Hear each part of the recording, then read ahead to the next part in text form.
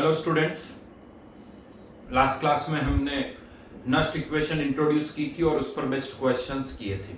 अलग अलग सेल के लिए हमने क्वेश्चंस देखे थे, जिसमें metal metal ion half cell भी थे, गैसेस हाफ सेल्स भी थे।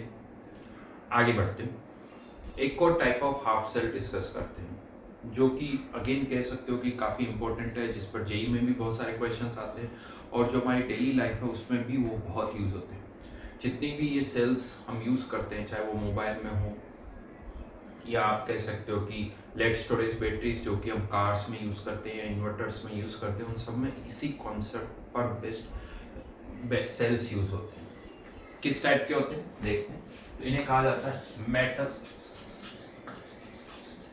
Metal sparingly soluble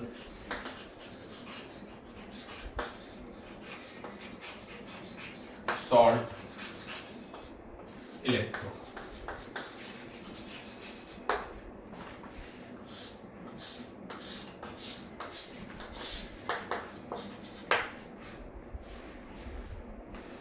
metal sparingly soluble salt electro. क्या होता है इसमें?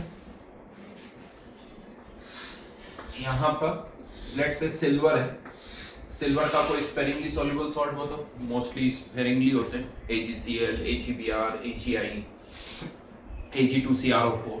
तो हमने क्या किया, यहाँ पर सिल्वर रॉड ली, ये सिल्वर की रॉड है, सिल्वर मेटल कह सकते हो, और इसके ऊपर हमने इसके किसी स्पेरिंगली सॉल्युबल सॉल्ट की कोटिंग कर दी। लेट्स से AgCl की हमने इसके ऊपर कोटिंग कर दी और अब हमने इसको डिप कर दिया Cl आयन के सॉल्यूशन में। Cl आयन के सॉल्यूशन में इसको डिप कर दिया। अगर AgBr है तो ब्रोमाइड आयन का सॉल्यूशन होना चाहिए, AgI है तो आयोडाइड आयन का सॉल्यूशन। इसको डिप कर दिया। जैसे ही हम डिप करेंगे क्या होगा, ये AgCl एक स्पेरिंगली सॉल्युबल सॉल्ट है, थोड़ा बहुत ये डिसॉल्व होता है और यहाँ पर तो कॉमन आयन इफेक्ट लग रहा है तो और भी कम डिसॉल्व होगा। हाँ, लेकिन कह सकते हो जैसे ही थोड़ा डिसॉल्व होगा ये सॉल्यूशन इक्विलिब्रियम पर आ जाएगा, सैचुरेटेड हो जाएगा, यानी अब सॉल्यूशन में Cl आयन भी होंगे और थोड़े बहुत Ag+ आयन भी होंगे। अच्छा, बहुतों को ऐसा लग रहा होगा कि सर सॉलिड है, कैसे डिसॉल्व होगा? तो यार सॉलिड ही, आप अगर AgCl के पीसेस भी डालोगे तो वो भी सॉलिड होता है। तो ऐसा नहीं कि सॉलिड डिसॉल्व नहीं हो सकता। हाँ, बड़ी साइज की होगा, लंप होगा तो डिसॉल्व होने में टाइम ज्यादा लगेगा, पार्टिकल्स बहुत फाइन पार्टिकल्स होंगे तो जल्दी डिसॉल्व हो जाएगा। बट यहाँ पर फाइनली सॉल्यूशन में Ag+ आयंस भी होंगे, Cl आयन भी होगा और ये सॉल्यूशन सैचुरेटेड हो जाएगा, मतलब system will be at equilibrium. और अब आप इस हाफ सेल को किसी और हाफ सेल से कनेक्ट कर सकते हो, किसी और हाफ सेल से हम इसे कनेक्ट कर सकते हैं, डिपेंडिंग अपॉन ई सेल किससे पॉजिटिव आता है। हो सकता है नेट यहाँ ऑक्सीडेशन हो या नेट यहाँ रिडक्शन हो, ऐसा हो सकता है। अगर ऑक्सीडेशन हो रहा है मतलब ये किसकी तरह एक्ट कर रहा है, एनोड की तरह। तो चलिए देखते हैं क्या रिएक्शन होगी if it acts as anode. अगर ये एनोड की तरह एक्ट कर रहा है तो क्या रिएक्शन यहाँ पर होगी? ऑक्सीडेशन होना चाहिए। तो होता क्या है यहाँ पर, ये रिएक्शंस बहुत इंपॉर्टेंट है, listen it very carefully. Reactions ही क्या होती है वही नहीं पता चलता, और जेई में इस पर भी क्वेश्चंस आ जाते हैं कि डायरेक्ट केवल रिएक्शन लिखो। तो ये जो सिल्वर सॉलिड है मेटल रोड, यहाँ पर सिल्वर ऑक्सीडाइज होता है Ag+ में और इलेक्ट्रॉन रिलीज करता है। ये इलेक्ट्रॉन तो इसी मेटल प्लेट पर रह जाता है, लेकिन ये Ag+ आयन इवन कोटिंग के थ्रू मूव करते हुए, कोटिंग में भी पोर्स होते हैं, तो कोटिंग के थ्रू मूव करते हुए Ag+ आयन सॉल्यूशन में डिसॉल्व हो जाते हैं। लेकिन जैसे ही Ag+ आयन सॉल्यूशन में डिसॉल्व होंगे, सॉल्यूशन तो ऑलरेडी सैचुरेटेड था, इक्विलिब्रियम पर था, क्या होगा? AgCl का क्या बन जाएगा? प्रेसिपिटेट। मतलब यहाँ पर ओवरऑल रिएक्शन क्या होगी? Silver solid plus Cl minus converting into AgCl solid plus electron. और ये जो प्रेसिपिटेट बनता है, होता क्या, जैसे ही कोटिंग से Ag+ आयंस बाहर आते हैं, जैसे ही कोटिंग से Ag+ आयन बाहर आता है, Cl आयन के साथ कंबाइन होकर प्रेसिपिटेट बन जाता है। तो ये प्रेसिपिटेट नीचे नहीं गिरता, ये इसी कोटिंग पर ही डिपॉजिट हो जाता है, इसी कोटिंग पर ही डिपॉजिट हो जाता है। दैट मींस आप कह सकते हो इस इलेक्ट्रोड पर सिल्वर का मास तो कम हो रहा है, लेकिन AgCl कोटिंग का मास इंक्रीज हो रहा है, AgCl कोटिंग का मास इंक्रीज हो रहा है और सॉल्यूशन में से Cl आयन की कंसंट्रेशन कम हो रही है। सॉल्यूशन में Cl आयन की कॉन्सेंट्रेशन कम हो रही है। ये ओवरऑल रिएक्शन यहाँ पर होगी अगर ऑक्सीडेशन हो रहा है। अगर यही रिडक्शन हो रहा है तो क्या रिएक्शन होगी? If it acts as cathode, एक तो हम कह सकते हैं जस्ट इसकी रिवर्स, लेकिन वो जो सीक्वेंस है ना वो पता होनी चाहिए कि क्या सीक्वेंस है। सॉल्यूशन में ये जो थोड़े से Ag+ आयंस हैं ये मेटल रोड पर जाके डिपॉजिट हो जाते, तो सॉल्यूशन में Ag+ आयंस कम हो गए, सॉल्यूशन अनसैचुरेटेड हो गया। क्या होगा? ये जो सिल्वर AgCl सॉलिड है ये और डिसॉल्व होगा फिर, क्योंकि अनसैचुरेटेड हो गया। ओवरऑल रिएक्शन दोनों को ऐड करके लिखो, इस वाली कैंसिल आउट हो जाएंगे।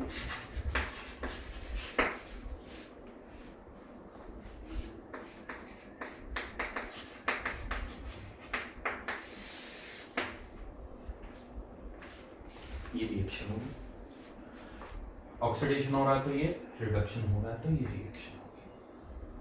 केवल यहाँ पर ये नहीं बोलोगे कि सिल्वर का ऑक्सीडेशन, यहाँ पर सिल्वर का रिडक्शन नहीं। अगर कोई आपसे पूछे कि बताओ इस हाफ सेल में क्या रिएक्शन हो रही है, तो ये रिएक्शन आपको लिखनी है, ये रिएक्शन हो रही है। यहाँ पर सिल्वर का ऑक्सीडेशन या सिल्वर का रिडक्शन केवल नहीं हो रहा। Got it? अब ये तो बात होगी कि अगर इस सेल गिवन है तो इसके अंदर रिएक्शन क्या हो रही है वो हमें पता चाहिए। बट क्वेश्चन आता है कि आपको गिवन कैसे होगा कि ये सेल है? क्या ऐसे डायग्राम बना के गिवन होगा कि ये सेल हमने बनाया है? ऑब्वियसली नहीं। सेल को तो हम कैसे करते हैं? रिप्रेजेंट किया जाता है। तो इस सेल को रिप्रेजेंट कैसे किया जाता है? चलिए वो देखते हैं। इस सेल को कैसे रिप्रेजेंट किया जा सकता है? तो अगर ऑक्सीडेशन हो रहा है तो डबल वर्टिकल लाइन के लेफ्ट में क्या क्या हम यूज कर रहे हैं? एक तो सिल्वर मेटल, दूसरा इसका स्पेरिंगली सॉल्युबल सॉल्ट की कोटिंग, और थर्ड Cl आयन का सॉल्यूशन। यानी दो वर्टिकल लाइन आएगी, एक इंटरफेस, ये दूसरी इंटरफेस। तो ये इस पर्टिकुलर सेल का रिप्रेजेंटेशन हो गया। Ag सॉलिड, इसी का स्पेरिंगली सॉल्युबल सॉल्ट की कोटिंग और Cl आयन का सॉल्यूशन। ये दिखते ही आपको समझ में आ जाना चाहिए कि ये metal metal sparingly soluble salt, और यही अगर रिडक्शन हो रहा है राइट। फिर से मैं कहूंगा यहाँ पर ये सीक्वेंस इंपॉर्टेंट नहीं है, आप इंटरचेंज कर सकते हो, बट अंडरस्टूड है रिडक्शन होना चाहिए, यहाँ ऑक्सीडेशन होना चाहिए, ये क्लियर है। तो ये तो हो गया सेल रिप्रेजेंटेशन। अगर Ag भी आ रहा है तो यहाँ Ag भी आ रहा है, ब्रोमाइड आयन आ जाएगा, और कुछ Ag आई है तो I- आ जाएगा यहाँ। राइट, फर्स्ट पॉइंट रिएक्शंस क्या हो रही है वो पता होनी चाहिए। सेकंड पॉइंट सेल को कैसे रिप्रेजेंट करना है। थर्ड पॉइंट पर अब अगर आपको क्वेश्चन में इस सेल का E नोट का डेटा गिवन है तो वो कैसे गिवन होगा? E नोट का डेटा, जैसे सपोज करिए मुझे आपको जिंक का ऑक्सीडेशन पोटेंशियल का डेटा देना है, तो मैं आपको क्या करके दूंगा? क्या रिएक्शन लिख के दूंगा? नहीं, मैं सिंपली क्या लिखूंगा? Zn2+, ऐसे लिख दूंगा। इससे आपको समझ में आ जाएगा कि ये जिंक का ऑक्सीडेशन पोटेंशियल है। आप खुद रिएक्शन लिख सकते हो, आप रिएक्शन लिख सकते हो zinc converting into Zn+2+2 electron. तो उसी तरह से मुझे इस रिएक्शन का भी आपको E नोट का डेटा देना है। E नोट का डेटा देना है तो मैं कैसे लिखूंगी? डेटा कैसे लिख के, कैसे लिख के दूं? E नोट Ag+, क्या ये E नोट है? नहीं, अगर मैंने ये E नोट का डेटा दिया तो आप ये रिएक्शन नहीं लिखोगे, आप ये रिएक्शन लिखोगे। क्या लगता है इसका और इसका E नोट सेम होगा? इसका और इसका E नोट सेम होगा? नहीं, इसका E नोट, इसका कुछ KSP वाला आएगा तो इसका E नोट इसके E नोट से अलग होगा। इनफैक्ट हम निकाल भी चुके हैं, इसका E नोट अलग होगा। तो अगर इस रिएक्शन का E नोट अगर डेटा देना है तो वो कैसे लिखा जाए, शॉर्ट में कैसे लिखा जाए? तो उसका भी एक तरीका बनाया गया, एक पर्टिकुलर मेथड यूज किया जाता है। क्या, वो मैं बता रहा हूं। तो अगर आपको इस रिएक्शन का E नोट देना है तो E नोट ये सीक्वेंस हम लिखते हैं, क्योंकि ये सीक्वेंस कब यूज करते हैं? जब ऑक्सीडेशन हो रहा, जब ऑक्सीडेशन हो रहा। तो यहाँ पर आप सीक्वेंस इधर उधर कर सकते हो, लेकिन यहाँ पर नहीं करते, ये फिक्स्ड है। अगर AgCl Cl-, अगर ये लिखा हुआ तो ये ऑक्सीडेशन पोटेंशियल है, और ये E नोट Cl- AgCl और Ag लिखा हुआ है, ये रिडक्शन पोटेंशियल है। ये रिडक्शन पोटेंशियल, ये ऑक्सीडेशन पोटेंशियल। मैं आपको बता दूं जेई में 90%, मोर देन 90% को तो जो जेई देते हैं, या उससे भी ज़्यादा ही कह सकते हो 95% तक, उन्हें समझ में ही नहीं आता कि ये ई नोट कौन सी रिएक्शन का ई नोट, पता ही नहीं होता क्या लिखा हुआ है इसकी। अगर ये कह दो कि इसकी रिएक्शन लिखो तो वो नहीं पता होती, कनेक्ट ही नहीं हो पाता। क्वेश्चन में अगर मान लो ये डेटा दे रखा और ये भी पूछ लिया जाए ना इस रिएक्शन का ई नोट बताओ, नहीं पता होता, क्योंकि ये नहीं पता ये रिएक्शन क्या है, किसकी है, वो नहीं पता। तो यानी रिएक्शन, सेल रिप्रेजेंटेशन और उसका ये ई नोट, ये पता होना चाहिए। अगर हमें चाहिए ई नोट, ये सेल रिप्रेजेंटेशन दे रखा है तो इसकी रिएक्शन लिखना आना चाहिए, और इसका ई नोट कैसे लिखा जाता है वो भी पता होना चाहिए। या ये ई नोट दे रखा तो सेल रिप्रेजेंटेशन कैसा होगा, ये ई नोट दे रखा तो रिएक्शन कैसे होगी, वो पता होना चाहिए। ठीक है, एंड ये था हमारा थर्ड पॉइंट। अब आ जाते हैं लास्ट पॉइंट, फोर्थ पॉइंट, कि इस पर क्वेश्चंस कैसे आते हैं। चलिए, सेल रिएक्शन भी हमने लिख ली, सेल को रिप्रेजेंट भी हमने कर दिया, और ई नोट को भी रिप्रेजेंट कर दिया। अब क्वेश्चंस कैसे आते हैं वो मैं देख लूँ।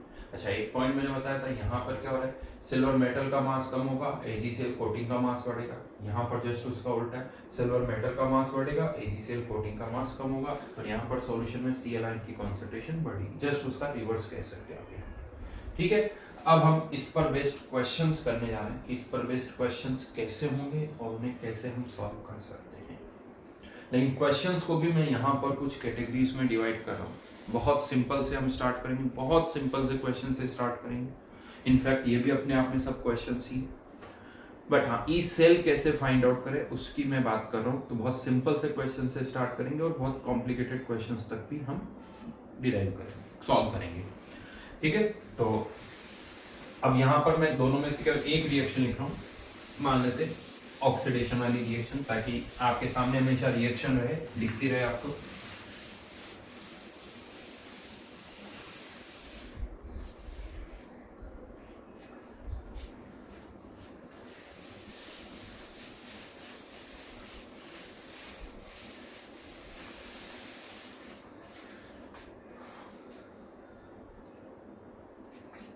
एक तरह से क्वेश्चन है, Ag solid, AgCl solid, Cl minus,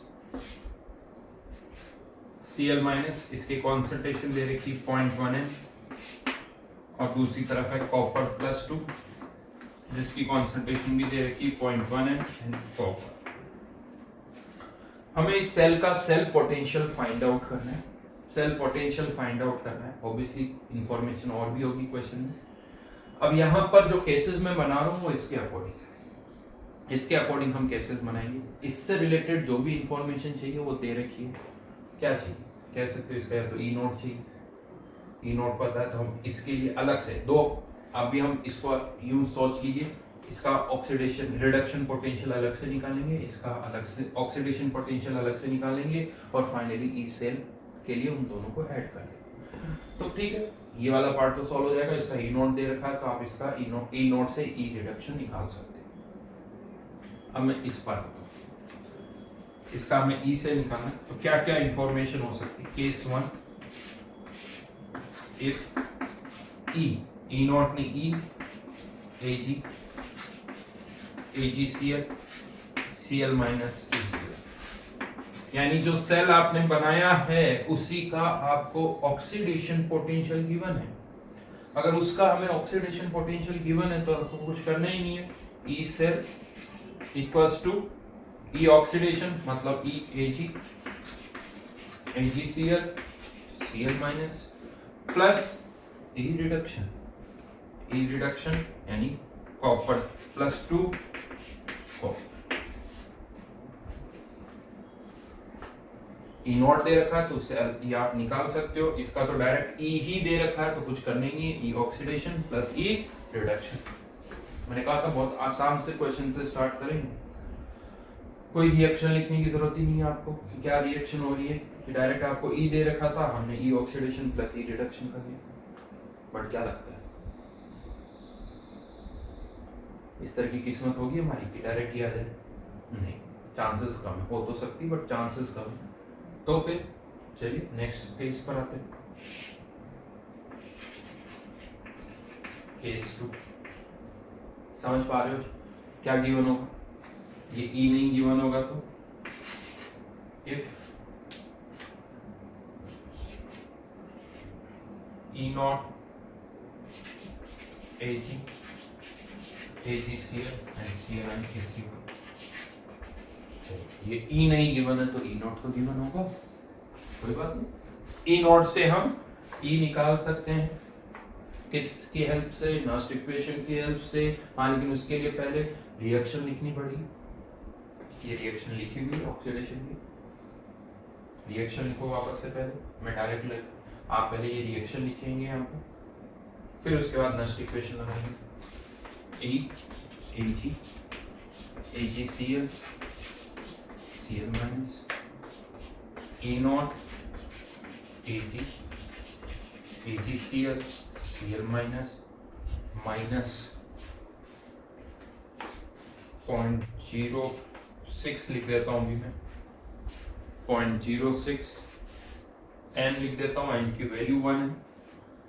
log क्या अपीयर होगा? सॉलिड तो केवल 1/Cl।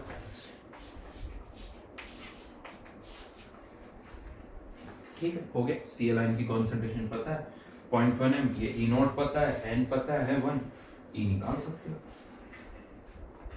E निकाल सकते हो।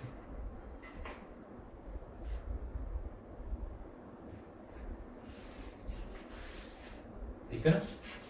यानी क्वेश्चन केस 2 से किस में चला गया? केस 1। केस 2 से किस में चला गया? केस 1 ई नोट से ई आ गया, केस 2 से केस 1 में, और ई से निकाल सकते। दो मैंने आपको अलग अलग करके बताया, आप चाहो तो इसका ई नोट भी दे रखा है, इस वाले पार्ट का ई नोट भी हमें दे रखा था, इस वाले पार्ट का भी। तो दोनों रिएक्शंस को पहले लिखो, दोनों रिएक्शंस को ऐड कर दो, और फिर ओवरऑल के लिए आप नॉस्ट इक्वेशन लगा दो, यानी E cell equals to E naught, और सेल उसके अकॉर्डिंग भी आप कर सकते हो। अभी मैंने ज्यादा रिएक्शंस कॉम्प्लिकेटेड ना हो, क्योंकि ये रिएक्शंस भी आएगी, फिर ऐड भी करेंगे तो काफी कॉम्प्लिकेशंस हो जाएगी, इसीलिए अभी ऐसा मैं दिखा रहा हूँ कि अलग अलग कर रहे हैं, बट हाँ एक साथ भी कर सकते हैं। लेकिन क्या लगता है ये नोट भी गिवन होगा क्या आपको? इसके चांसेस भी बहुत कम है, हो सकता है, बट जनरली जो क्वेश्चंस आते हैं, अब मैं उनकी बात करूं, जनरली जो क्वेश्चंस आते हैं केस 3,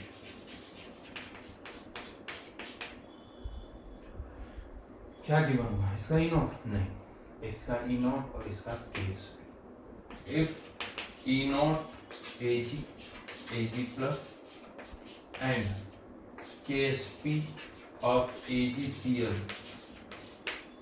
आर के,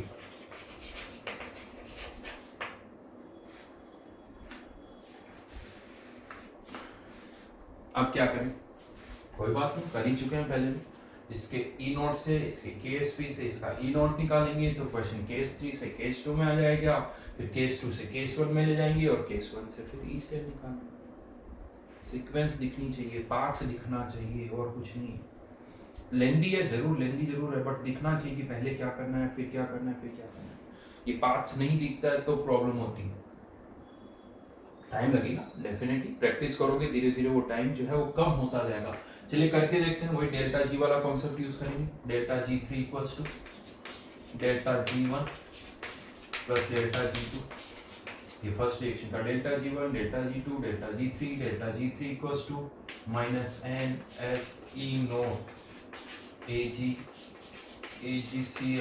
Cl minus delta G1 equals to minus n F, दोनों में n की वैल्यू 1 ही है, ई नॉट Ag से Ag प्लस माइनस RTLN। इस रिएक्शन का इक्विलिब्रियम कांस्टेंट Ksp नहीं 1/Ksp है, तो 1/Ksp। रीअरेंज करते हैं इसको, तो E naught AgCl Cl minus equals to E naught Ag plus -0.06 minus, ये सारे माइनस हट गए, लेकिन केएसपी को ऊपर लेके गए तो फिर से माइनस आ गया, तो log Ksp.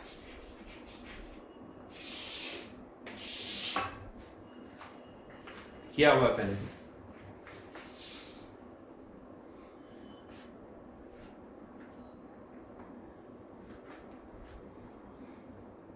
Case P put कर देंगे, ई नोट पुट कर देंगे, ये ई नोट आ जाएगा, क्वेश्चन केस 3 से केस 2 में, केस 2 से फिर केस 1 हो जाए। समझ में आ रहा? बहुत सारे क्वेश्चंस आए हुए हैं, बहुत सारे क्वेश्चंस इस पर्टिकुलर पार्ट पर आए हुए हैं, लेकिन ये जो केस 3 है ना, ये कुछ ज्यादा ही लेंथी हो रहा है। ये अपने आप में एक क्वेश्चन है कि इसका ई नोट निकालो, फिर इसके ई नोट से ई निकाल रहे हैं, केस 3 से केस 2 पर, 2 से फिर 1 पर। हाँ, आप चाहो तो डायरेक्ट 2 से आंसर भी निकाल सकते हो, जंप कर सकते हो।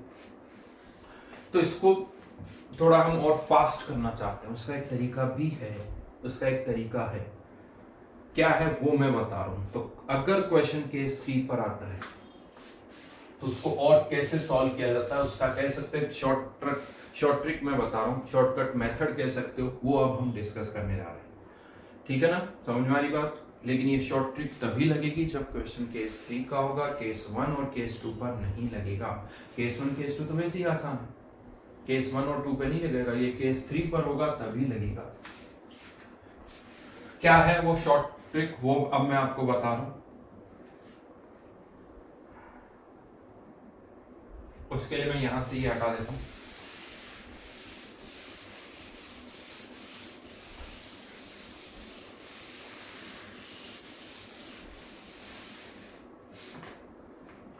अच्छा, शॉर्टकट बताने से पहले राइट नाउ हम क्या करेंगे, केस 3 में ये जो ई नोट आया है, ई नोट आते केस 2 में शिफ्ट हो गया, इस ई नोट की वैल्यू को आप यहां पुट करोगे, तो मैं यहां से ये जो ई नोट की वैल्यू है उसको यहां पुट करके एक्सप्रेशन को वापस से लिख रहा हूं, E A G C L minus equals to, वो वैल्यू यहां पर पुट कर दी, तो E naught A G plus -0.06 by N, दोनों में कॉमन है, तो लॉग KSP अपॉन CL याद है। KSP गिवन था थर्ड केस में, CL पता था, ये पता था, तो इससे याद है। इनडायरेक्ट कह सकते हो, ये मैंने जो एक्सप्रेशन लिखा है केस 3 से डायरेक्ट कहाँ जंप कर गया, केस 1 पर, क्योंकि पहले यहाँ से निकालो फिर यहाँ पुट करो, तो मैंने वैल्यू पुट कर दी और कुछ नहीं। यानी अल्टीमेटली क्या हो रहा है, यहाँ पर हमने इस इक्वेशन के थ्रू इसको KSP को, CL को इस ई ऑक्सीडेशन से रिलेट कर दिया, यानी ऑक्सीडेशन पोटेंशियल ही निकालना था, एनोड साइड में ऑक्सीडेशन पोटेंशियल, तो यहां से हमने इन सारे पैरामीटर्स को रिलेट करके एनोड का ऑक्सीडेशन पोटेंशियल, देखिए हमेशा ध्यान रखो मैं कब स्टैंडर्ड ऑक्सीडेशन बोलता हूं और कब केवल ऑक्सीडेशन बोलता हूं। यहां पर मैं कह रहा हूं इन तीनों को हम यूज करके हमने इसका ऑक्सीडेशन पोटेंशियल निकाल लिया और उससे हम ई सेल फाइंड आउट कर सकते हैं। अब यही ऑक्सीडेशन पोटेंशियल जो हमने इतनी सारी स्टेप्स के बाद निकाला है, पहले डेल्टा जी को यूज किया, फिर नस्ट इक्वेशन लगाई, पहले डेल्टा जी को यूज किया, फिर नस्ट इक्वेशन लगाई, यही ई ऑक्सीडेशन हम बहुत आसानी से कर सकते हैं। कैसे? जो ये आपको सेल गिवन है, इस सेल को ही बदल दो, इस सेल को ही बदल दो। कैसे बदले?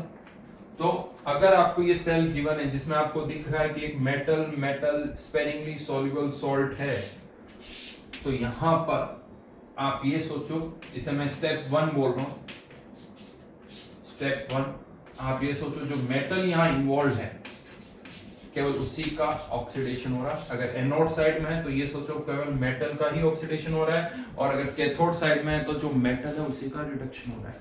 यानी Cl आयन, ब्रोमाइड आयन क्या है उससे मतलब नहीं है, यहाँ केवल क्या आना चाहिए, मेटल।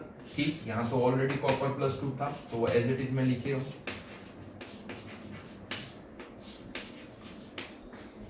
मेटल से मतलब है केवल ब्रोमाइड, आयोडाइड, क्लोराइड, इनसे मतलब नहीं है। एनोड की तरफ है तो मेटल का ऑक्सीडेशन, कैथोड की तरफ है तो मेटल का रिडक्शन। अब यहां पर ये सोचो कि आपको इस सेल का हाफ सेल, इस सेल का सेल पोटेंशियल निकालना है, आप ये सोचो कि आपको इस सेल का सेल पोटेंशियल निकालना है, क्या क्या डेटा चाहिए हमें, इसका ई नोट चाहिए, दे रखा है, इसकी कॉन्सेंट्रेशन चाहिए, वो भी दे रखी है, ठीक है, इसका क्या चाहिए, ई नोट, हाँ केस 3 में इसका ई नोट भी दे रखा है, लेकिन इसकी कॉन्सेंट्रेशन नहीं दे रखी। तो स्टेप 2 हमें इस Ag प्लस की कॉन्सेंट्रेशन निकालनी होगी। वो हम कैसे निकाल सकते हैं, हमें KSP दे रखा है और Cl आयन की कॉन्सेंट्रेशन दे रखी है, तो इन दोनों से आप Ag प्लस की कॉन्सेंट्रेशन निकाल सकते हैं। KSP दे रखा है, Cl आयन की कॉन्सेंट्रेशन दे रखी है, तो Ag प्लस आयन की कॉन्सेंट्रेशन निकाल सकते हो। अब हमें Ag प्लस की कॉन्सेंट्रेशन भी पता है, इसका E नॉट भी पता है, इसका E नॉट पता है, कॉपर आयन की कॉन्सेंट्रेशन पता है, आप इस सेल का सेल पोटेंशियल निकालो। ये तो हम कर ही सकते हैं, मैं इस पार्ट पे फोकस कर रहा हूं क्योंकि ये ई ऑक्सीडेशन जो है वो ई ऑक्सीडेशन इस ई ऑक्सीडेशन के बराबर आना चाहिए। देखते हैं आता है या नहीं आता है। तो अब हम केवल इस पार्ट की रिएक्शन लिख रहा हूं, मैं केवल यहां पर रिएक्शन को मैं यहां पर लिख देता हूं, इस पार्ट की Ag plus plus electron next equation E oxidation E not oxidation -0.06 n की वैल्यू 1 लॉग क्या आएगा Ag प्लस आयन कॉन्सेंट्रेशन, और ये Ag प्लस आयन कॉन्सेंट्रेशन क्या है, KSP upon Cl ion concentration, KSP upon Cl ion concentration, ये हो गई हमारी स्टेप। चाहो तो 3 लिख लो। अब आप कंपेयर करके देखो, ये ऑक्सीडेशन और ये ऑक्सीडेशन सेम है या नहीं है, no 0.06 n KSP upon Cl ion, यानी इस सेल का जो ई ऑक्सीडेशन आ रहा है वही यहां से भी आ रहा था, लेकिन ये लिखने में हमें केवल एक स्टेप लिखनी पड़ी, एक स्टेप में हमारा ऑलमोस्ट यानी ये कंसीडर किया और ये ई ऑक्सीडेशन आ गया, जबकि यहाँ पर इतना बड़ा प्रोसीजर हम फॉलो कर रहे थे। देखिए हमें तो ई सेल से मतलब है, और ई सेल जो इसका आ रहा है वही ई सेल इसका भी आ रहा है, आंसर में कोई डिफरेंस नहीं है, तो क्यों ना हम इसे करें। यस हमने सेल बदल दिया लेकिन ई सेल नहीं बदला है, ठीक है, कुछ हो रहा होगा, आपको नहीं सोचना, मैथमेटिकली रिजल्ट्स वही आ रहे हैं, तो हमने सेल बदल दिया लेकिन ई सेल वही आ रहा है। हाँ ये ध्यान रखना है, यहाँ पर अगर ई सेल पूछा जाता है तो आप ये शॉर्टकट लगा सकते हो, लेकिन अगर मैं आपसे पूछूं कि सेल रिएक्शन क्या होगी, यहां पर अब सेल रिएक्शन केवल सिल्वर का ऑक्सीडेशन नहीं हो रहा, ये सेल रिएक्शन नहीं है, उसके लिए तो वही एक्चुअल रिएक्शन ही आपको लिखनी होगी, एक्चुअल रिएक्शन ही आपको लिखनी होगी। Ag solid plus Cl ion converting into AgCl plus electron, ये एक्चुअल सेल रिएक्शन नहीं है, यानी सेल रिएक्शन बदल दी लेकिन ई सेल नहीं बदला है। क्यों हम ऐसा कर रहे हैं, क्योंकि नंबर ऑफ स्टेप्स कम हो रही है, नंबर ऑफ स्टेप्स कम हो रही है। तो अब यहां पर अगर क्वेश्चन केस 3 को बिलोंग करता है तो क्या करना है, स्टेप 1 इस कॉम्प्लिकेटेड से सेल को एक सिंपल से सेल से रिप्रेजेंट कर दो। सिंपल मतलब क्योंकि इसमें रिएक्शंस आसानी से लिखी जा सकती, सिंपल से सेल से रिप्रेजेंट कर दो। सेकंड स्टेप 2 जो भी वो मेटल आयन है उसकी कॉन्सेंट्रेशन किससे निकाल लो, KSP से। और थर्ड स्टेप कि आधा आधा नहीं करेंगे हम एक ही साथ सॉल्व करेंगे, तो थर्ड स्टेप जो है वो ये है कि इसी सेल का ई सेल निकाल लो, वही आपका फाइनल आंसर होगा, हमेशा लगेगा। और ये का तरीका कभी भी नहीं, इसी सेल का ई सेल निकाल दो, वही आपका फाइनल आंसर होगा। ये तो मैंने दिखाने के लिए बताया कि सेम आंसर आ रहा है, बस यहां से आप इसको सॉल्व कर दो, भूल जाओ कि एक्चुअल सेल ये है, आप इसी का ई सेल निकाल दो, वही आपका फाइनल आंसर होगा। यानी थर्ड स्टेप बेसिकली अब मैं ये बोलूंगा, find E cell of simplified cell, लिख लो ऐसे, फाइंड ई सेल ऑफ, ये स्टेप 3 होगी, find E cell of simplified cell. अच्छा वो आप पे डिपेंड करता है, ऑक्सीडेशन अलग निकालो और ई रिडक्शन अलग निकालो फिर ऐड करो, या पहले ही दोनों को ऐड करके डायरेक्ट ई सेल निकालो, वो आप पर डिपेंड करता है।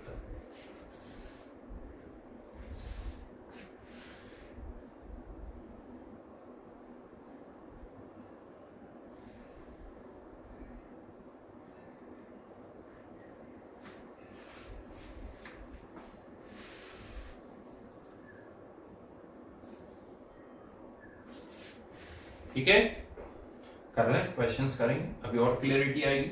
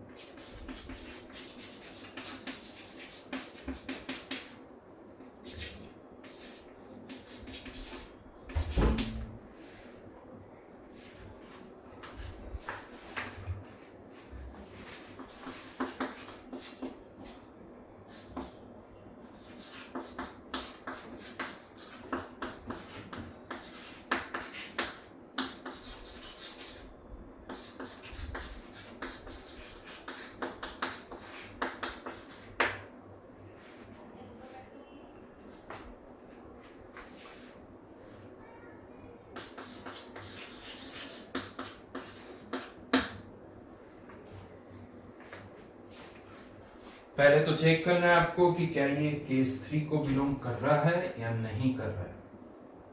ऐसा ना हो कि बस के डायरेक्ट केस 3 से स्टार्ट करो।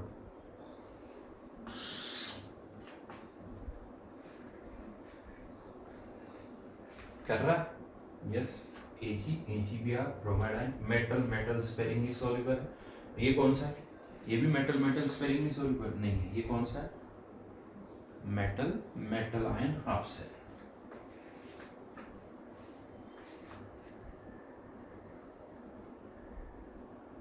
KSP दे रखा है, E नोट दे रखा है। चलिए तो स्टेप 1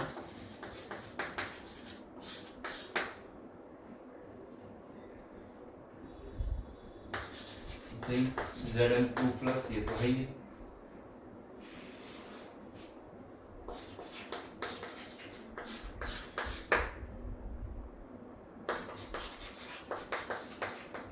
Ag प्लस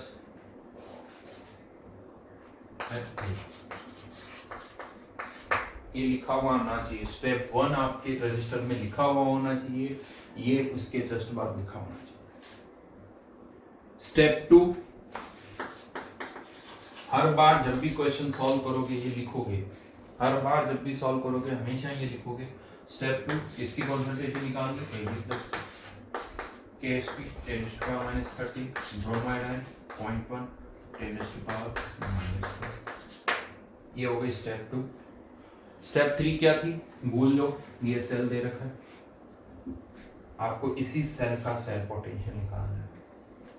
सब कुछ पता है, कॉन्सेंट्रेशन पता है, दोनों के E नॉट पता है, तो हमें इसी सेल का सेल पोटेंशियल निकालना है। तो सेल रिएक्शन जो कि एक्चुअल नहीं है, ध्यान रखना, हम इसकी रिएक्शन लिख रहे हैं। तो zinc converting into Zn2 plus 2 electron, Ag plus electron, तो 2 से मल्टीप्लाई करना पड़ेगा। वैसे ही E सेल निकालना है। E नॉट सेल सबसे पहले, इसका E नॉट रिडक्शन, इसका E नॉट ऑक्सीडेशन, तो 1.56 minus 0.06 upon 2 electron. Zn plus 2 की कॉन्सेंट्रेशन कितनी है? 0.1। Ag प्लस की कॉन्सेंट्रेशन का स्क्वायर आएगा विच इज 10⁻⁻26, राइट? सो 24 ऊपर जाएगा 10⁻⁻² 0.23 रह जाएगा, ये 0.03 तो 1.56, 10⁻⁴ प्लस में तो ये 23,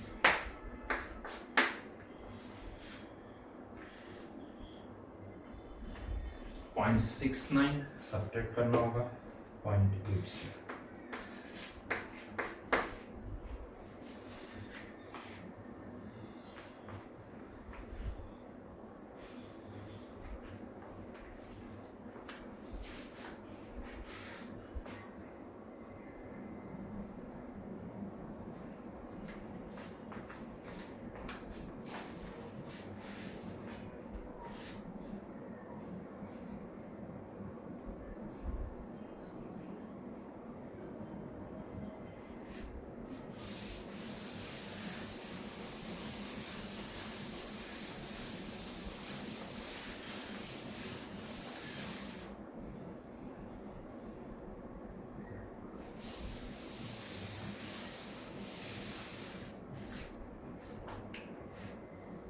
एक और क्वेश्चन कर लें।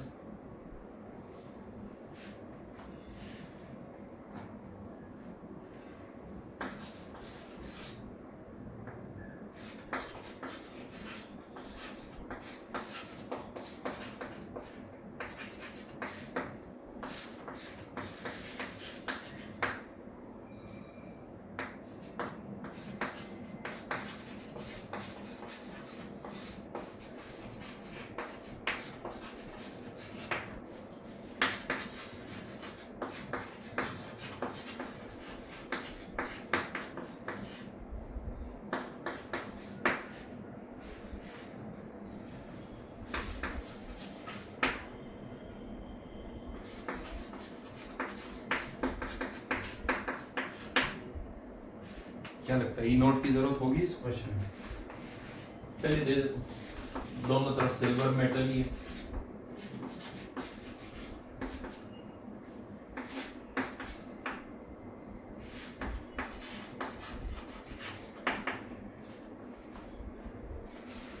Step 1, step 2, step 3।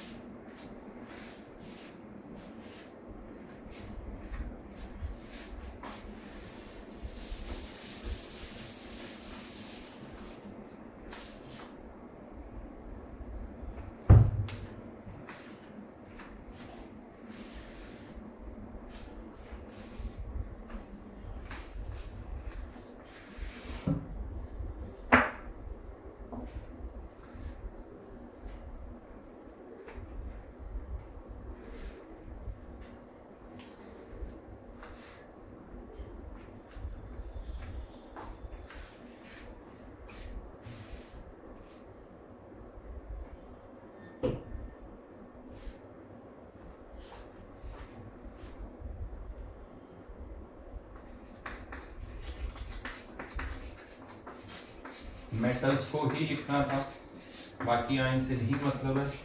इधर भी Ag+, हाँ लेकिन अब एनोड और कैथोड दोनों तरफ आपको सिल्वर आयन की कॉन्सेंट्रेशन निकालनी है। एनोड पर कॉन्सेंट्रेशन 10 Ksp 10⁻⁻10 अपॉन 0.1 10⁻⁻9। कैथोड पर Ag+ की कॉन्सेंट्रेशन का स्क्वायर आएगा 10⁻⁻13 अपॉन 0.1, तो Ag+ ion concentration at cathode 10⁻⁻6।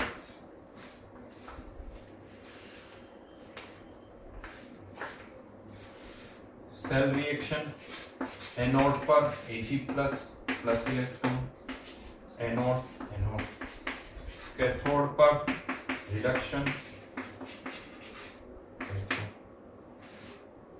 E cell equals to E naught cell 0 minus 0.6/1, N naught पर concentration 10 is to power minus 9, 10 is to power minus 6, 10 is to power minus 3 आ गया, so 10 is to power minus 6, 10 is to power minus 3 तो plus हो जाएगा।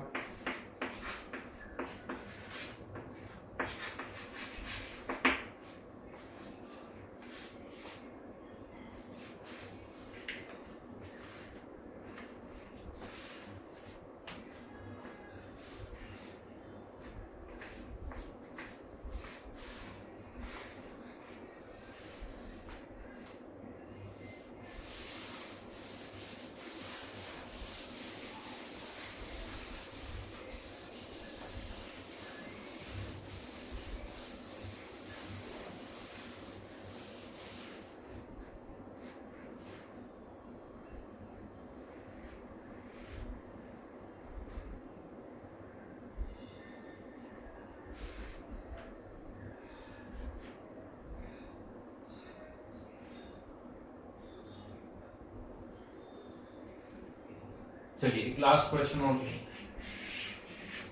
इस particular pattern पर एक last question और।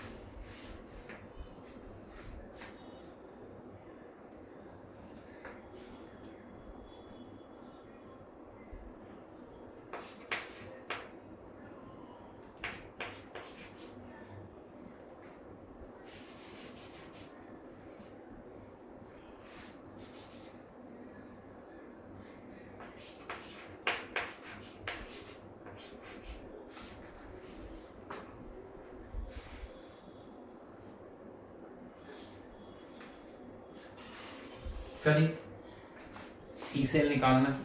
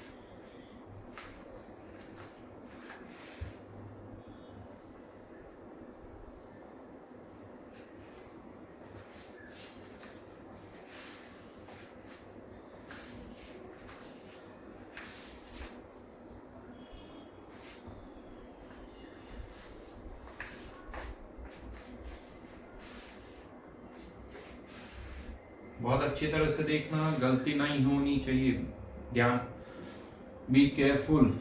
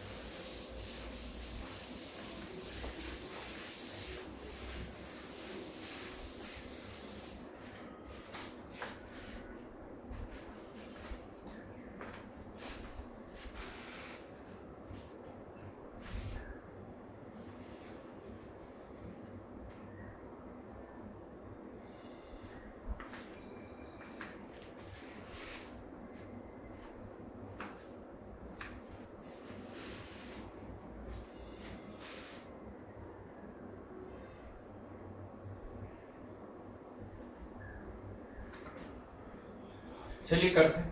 क्या ये केस 3 का क्वेश्चन है? कुछ बोल रहे हैं हाँ सर, कुछ बोल रहे हैं नहीं, और दोनों ही सही है। क्यों दोनों ही सही है? बिकॉज एक पार्ट केस 3 का है और एक पार्ट केस 2 का है। ये ई नॉट पीवी प्लस 2 नहीं है, पीवी Cl2 Cl माइनस है।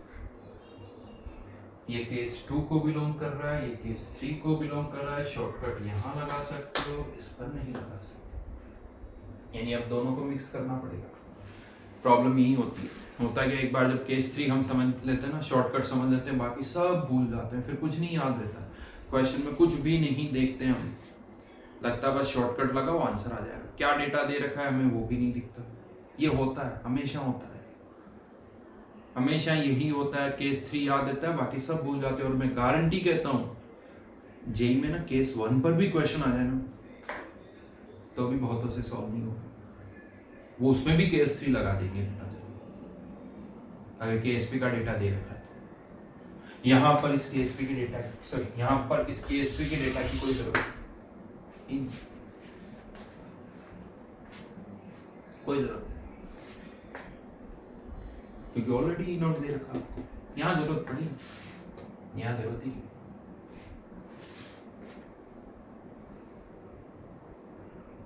क्या करोगे? स्टेप 1 मिक्स तो करना होगा, लिखा उस वाले पार्ट पे शॉर्टकट लगाना होगा, नहीं तो वो बहुत लेंथी हो जाएगी। क्या करें, बस इसको ऐसे ही रखो, पीवी Cl2 Cl माइनस, और उधर क्या कर दिया मैंने, Ag प्लस। स्टेप 2 इस Ag प्लस की कॉन्सेंट्रेशन निकालो। स्टेप 2 यहाँ लिखते रहा हूँ मैं, Ag प्लस की कॉन्सेंट्रेशन तो 10⁻⁻⁹ लिख रही। अब आप सेल रिएक्शन लिखो, लेकिन अब इसकी रिएक्शन लिखनी पड़ेगी आपको, एक्चुअल रिएक्शन इसकी। तो एक्चुअल रिएक्शन लिखनी होगी। ऑक्सीडेशन हो रहा है PbCl2 सॉलिड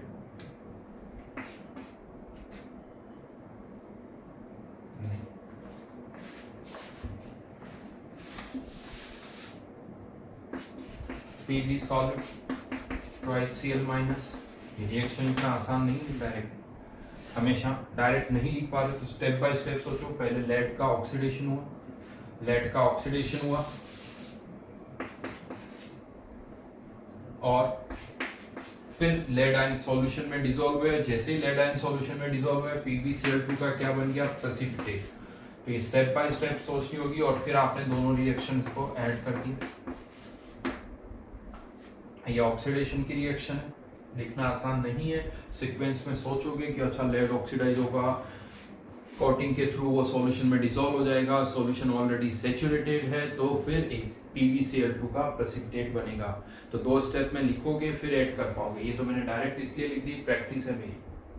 आपको इसमें टाइम लगेगा, आपको इस रिएक्शन को लिखने में टाइम लगेगा, जैसा अभी देख पा रहे।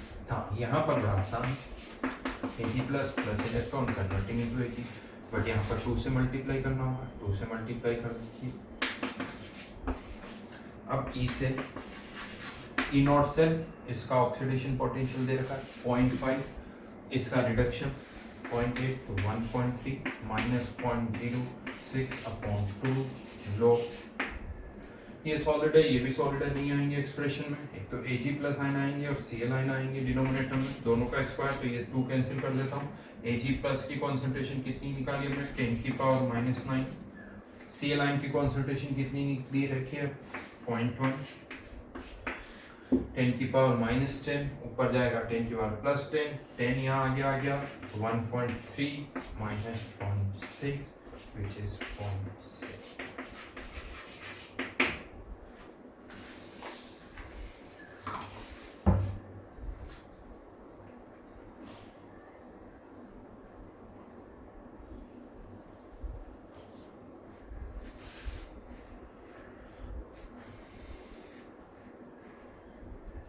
टाइम लगेगा, सोचना पड़ेगा अच्छी तरह से।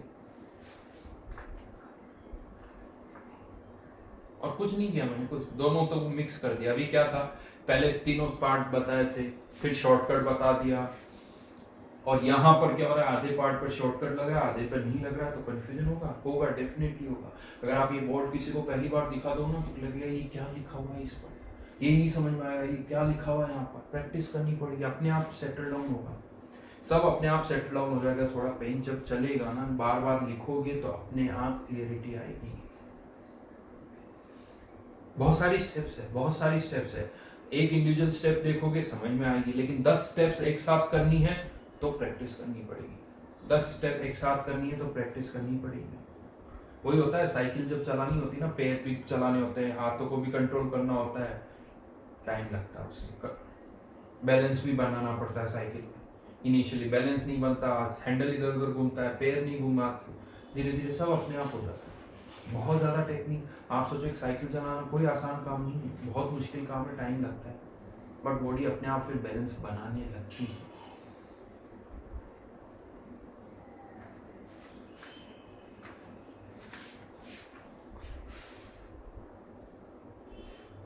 तो ये मेटल स्पेरिंगली सॉल्युबल सॉल्ट।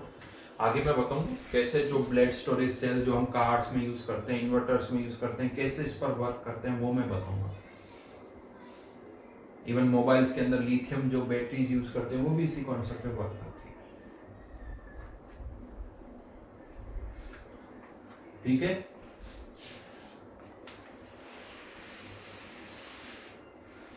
अच्छा यहां पर ये इस तरह के क्वेश्चंस तो बनी रहे, प्लस ये जो क्वेश्चन है, केवल ये क्वेश्चंस भी बहुत सारे बनते हैं।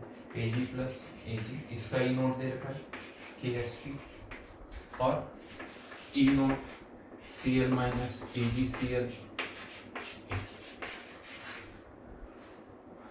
ये दोनों गिवन है, तो हम ये फाइंड आउट कर सकते हैं। हाँ यार बोलो, कर सकते हो, वेरी गुड। बट बहुत बार क्या होता है,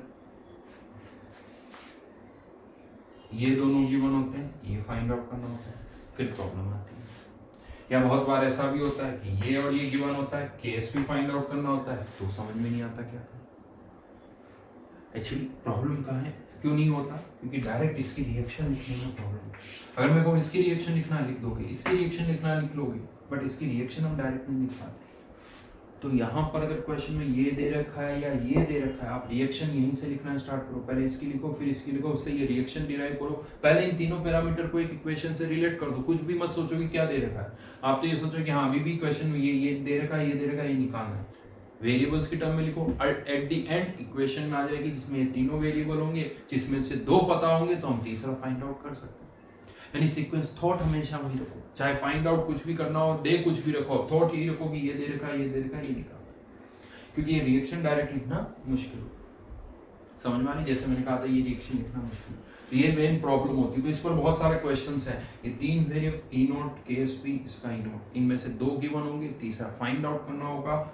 वो कैसे करना है, जिस पर क्वेश्चन हम ऑलरेडी कर चुके हैं, ज़्यादा ऑब्वियसली हमने इसके ई नोट, इसके KSP से इसका ई नोट निकाला है। अब अगर आपको ये दोनों ई नोट भी दे रखे हैं तो आप इससे इसको पहले रिलेट करो और फिर ये वैल्यूज को, ठीक है।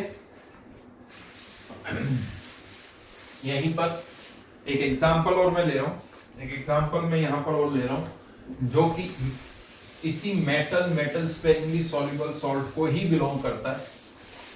कोई नया हाफ सेल की कैटेगरी नहीं है, बट एक एग्जांपल है जिसे हम बोलते हैं calomel electrode. Calomel electrode as a reference electrode, hydrogen की जगह इसको भी यूज किया जाता है। As a reference electrode hydrogen की जगह इसको भी यूज किया जाता है।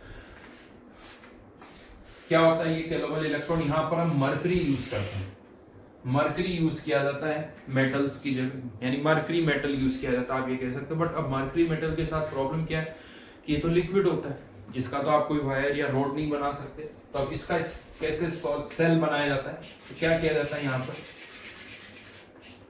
एक ट्यूब ली हमने जिसमें मरकरी लिक्विड भर देते हैं। एक ट्यूब हमने ली जिसमें हमने मरकरी लिक्विड भर दिया,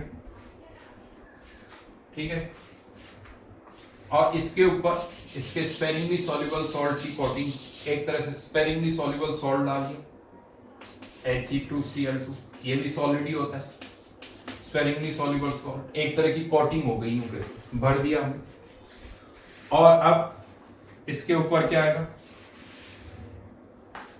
Cl आयन का सॉल्यूशन। अगर Hg2Cl2 है तो Cl आयन का सॉल्यूशन। और इसको आउटर सर्किट से कनेक्ट करने के लिए, मरकरी को कनेक्ट करने के लिए एक प्लेटिनम का वायर, ये अरेंजमेंट। अगेन यहां पर भी रिडक्शन ऑक्सीडेशन दोनों हो सकता है। तो अगर ये एनोड की तरह एक्ट कर रहा है तो एनोड की तरह एक्ट कर रहा है तो ऑक्सीडेशन होगा। ये जो मरकरी लिक्विड है इसका ऑक्सीडेशन होगा। हाँ, लेकिन मैं आपको बता दूं जो मरकरी लिक्विड है ना, जाता तो +1 में, लेकिन ये एग्जिस्ट कैसे करता है? Hg2 है, Hg+1 में, लेकिन 2 आयन है Hg2, तो इसीलिए 2+। और जैसे ये Hg2+, अगेन ये भी सैचुरेटेड सॉल्यूशन है, तो Hg2+ सॉल्यूशन में डिसॉल्व होंगे, Hg2Cl2 का precipitate. Overall cell reaction twice Hg liquid plus twice Cl minus converting into Hg2Cl2 solid plus 2 electron। अच्छा, एक इंटरेस्टिंग बात मैं बता दूं, इसका जो KSP का एक्सप्रेशन होता है उसमें Hg2 ही आता है इंटू Cl आयन का स्क्वायर। कैलोमल इलेक्ट्रोड बोला जाता है इसको। This is known as calomel electrode. ये ऑक्सीडेशन की रिएक्शन है। प्रैक्टिस करने के लिए आप रिडक्शन की रिएक्शंस लिखो, रिडक्शन की रिएक्शन लिखो, ओवरऑल रिएक्शन इसी की जस्ट रिवर्स आनी चाहिए।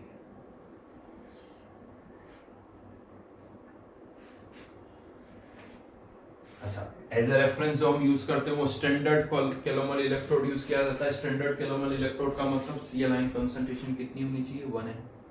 स्टैंडर्ड कैलोमल इलेक्ट्रोड या नॉर्मल कैलोमल इलेक्ट्रोड बोला जाता है, नॉर्मल वर्ड ज्यादा यूज होता है।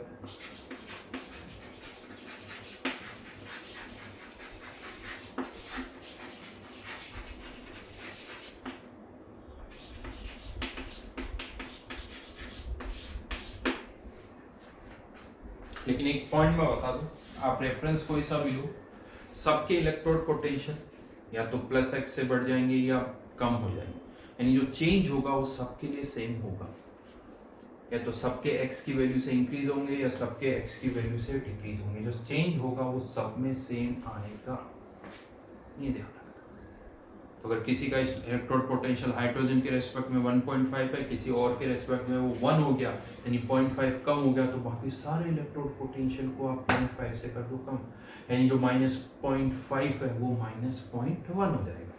-0.5 सॉरी -0.1 नहीं, -0.5 जो है वो -1 हो जाएगा, राइट। तो ये कैलोमल इलेक्ट्रोड। तो मेनली आज की क्लास में जो हमारा डिस्कशन हुआ है वो मेटल स्पेरिंगली सॉल्युबल सॉल्ट, ये 4th type of half cell है। फर्स्ट कौन सा था? Metal ion half cell, second redox half cell, third gaseous half cell and fourth metal ion half cell. तो क्या होता है ये मेटल आयन हाफ सेल, वो हमने देखा, उस पर क्वेश्चंस हमने किए हैं, बहुत सारे क्वेश्चंस इस तरह से हैं शीट में, प्रैक्टिस करिए। 8-10 क्वेश्चंस करोगे, एक बार नहीं 2 बार करो, और घर पे जाकर आज के लिए ये जो जितने भी क्वेश्चंस मैंने अभी करवाए इनको पहले वापस से एक अलग पेज पर लिखो, एक पेज पर एक क्वेश्चन, फिर दूसरे पेज पर दूसरा क्वेश्चन, फिर तीसरे पेज पर तीसरा क्वेश्चन, और फिर से उनको सॉल्व करना स्टार्ट करो, 1 बाय 1 करके फिर से उनको सॉल्व करो। अपने आप यूज्ड हो जाओगे, समझ में आ जाएगा कि क्या हमें करना है। आप खुद करोगे तभी होगा, अपने आप पेन चलाते जाओगे समझ में आ जाएगा। ठीक है, चलिए इससे आगे फिर हम नेक्स्ट क्लास में करेंगे। Thank you.